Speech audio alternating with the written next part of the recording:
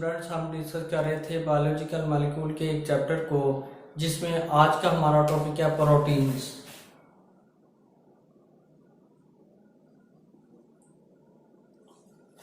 इस लेक्चर में पर हम प्रोटीन के जनरल इंट्रोडक्शन के बारे में बात करेंगे और प्रोटीन के बिल्डिंग ब्लॉक्स अमाइनो एसिड को डिस्कस करेंगे और लास्ट में हम देखेंगे कि प्रोटीन हमारी बॉडी के लिए क्यों जरूरी है, मतलब इसके फंक्शन के बारे में बात करेंगे।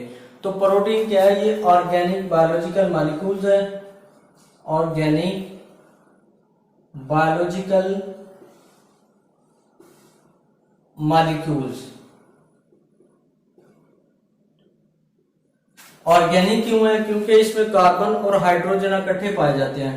और बायोलॉजिकल मॉलिक्यूल क्यों है? क्योंकि ये बॉडी को बनाने के लिए या सेलुलर स्ट्रक्चर के लिए एक मेन कंपोनेंट के तौर पे अपना रोल प्ले करते हैं। और उसके बाद अगर हम ड्राई बॉडी वेट देख ले, ड्राई बॉडी वेट, और वो 50% प्रोटीन पर मुश्तमिल होता है। और ये प्रोटीन पॉलीमर्स हैं अमाइनो एसिड के, पॉलीमर्स ऑफ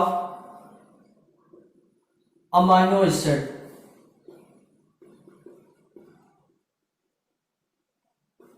नेक्स्ट हम अमाइनो एसिड को डिटेल से देख लेते हैं।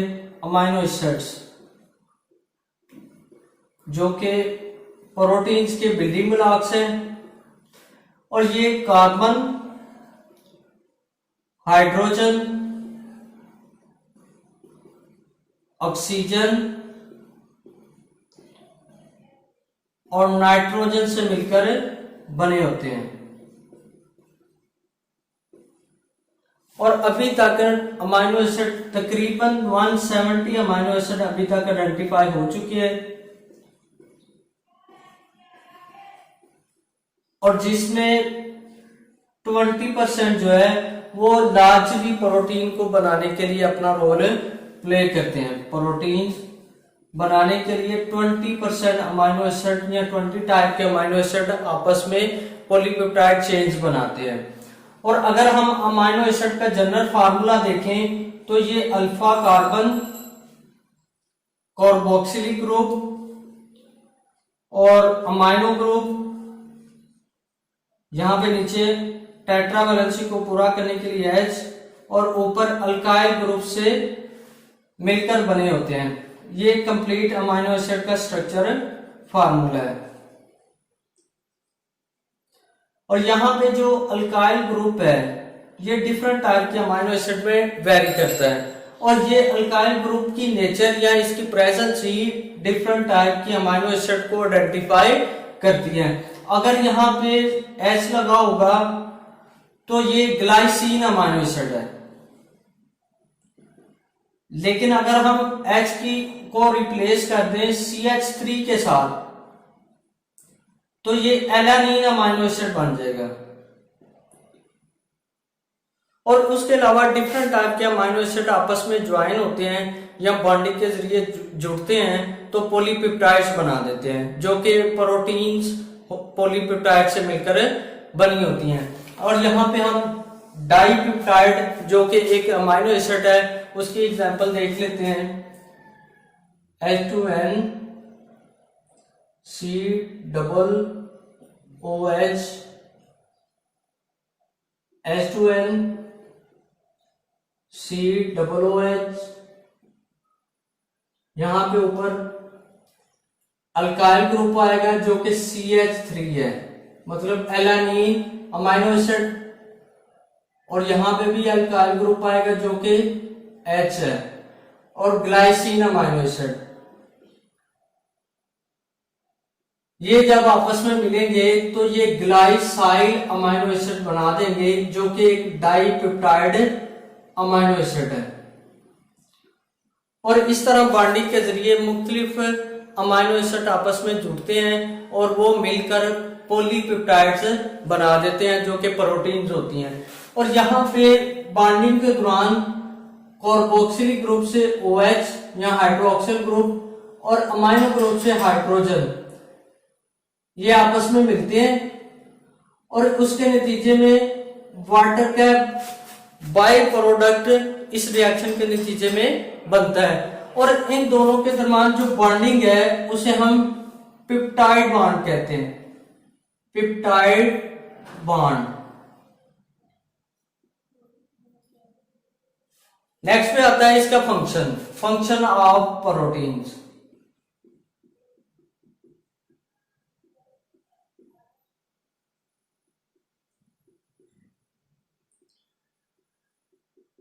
प्रोटीन्स हमारी बॉडी में बहुत ही इंपॉर्टेंट रोल प्ले करती हैं, मतलब सेलुलर स्ट्रक्चर को बनाने के लिए cell membrane, endoplasmic reticulum, DNA, RNA का एक मेन कंपोनेंट के तौर पे एक्ट करती हैं। सेलुलर स्ट्रक्चर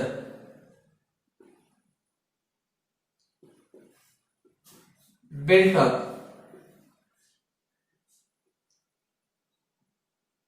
और उसके अलावा कुछ प्रोटीन्स एंजाइम बनाती हैं।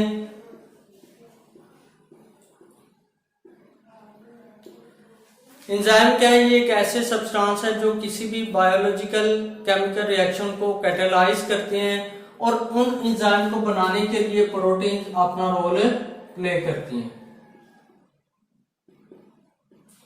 और कुछ प्रोटीन एंटीबॉडीज के तौर पे भी एक्ट करती हैं। एंटीबॉडीज,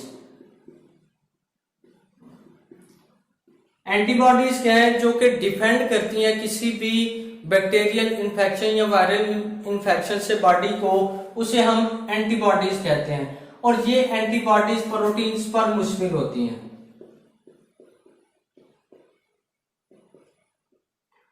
कुछ प्रोटीन जो है वो हार्मोन्स बनाती हैं, हार्मोन्स। हार्मोन्स क्या है? ये एंडोक्राइन सिस्टम में मेटाबॉलिक प्रोसेस को रेगुलेट करने के लिए या बैलेंस करने के लिए अपना रोल प्ले करते हैं, और ये हार्मोन्स भी प्रोटीन पर मुश्तमिल होते हैं। और उसके अलावा कुछ प्रोटीन जो है ब्लड क्लोटिंग में भी अपना रोल प्ले करती हैं। ब्लड क्लोटिंग,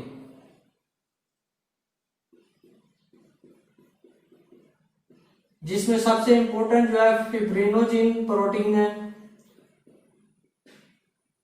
फिब्रिनोजिन ये ब्लड क्लोटिंग में बॉडी में हेल्पफुल होती है। और इस तरह प्रोटीन हमारी बॉडी में बहुत मुख्तलिफ टाइप के फंक्शन परफॉर्म करती हैं और हमारी बॉडी को डिफेंड करती हैं। उसके बाद मेटाबॉलिक प्रोसेस को रेगुलेट करती हैं और कुछ बायोलॉजिकल केमिकल रिएक्शन को कैटालाइज करती हैं। सेलुलर स्ट्रक्चर को मेंटेन करने के लिए, बनाने के लिए प्रोटीन का एक मेन रोल होता है। उसके अलावा नेक्स्ट पे है इसके स्ट्रक्चर के बारे में और इसके टाइप्स के बारे में नेक्स्ट वीडियो में इंशाल्लाह मैं डिस्कस करूंगा। Thank you for this.